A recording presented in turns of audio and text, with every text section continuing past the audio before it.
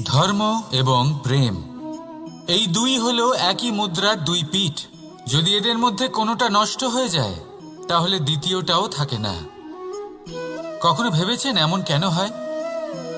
তার জন্য আগে আপনাকে বুঝতে হবে যে ধর্ম আসলে কি। ধর্ম সেটাই যা এই সংসারের প্রত্যেক মানুষকে একে অপরের সাথে সুখ এবং শান্তিতে থাকতে প্রেরণা যোগায়। এই প্রেরণার আধার হলো প্রেম। প্রেম সেটাই যা আপনার মধ্যে অন্য কারোর প্রতি করুণাবোধ জাগিয়ে তোলে, সম্মান জাগিয়ে তোলে। এবার যদি প্রেম চলে যায় তাহলে সবার আগে বিনাশ হবে সম্মান আর করুণাবোধের।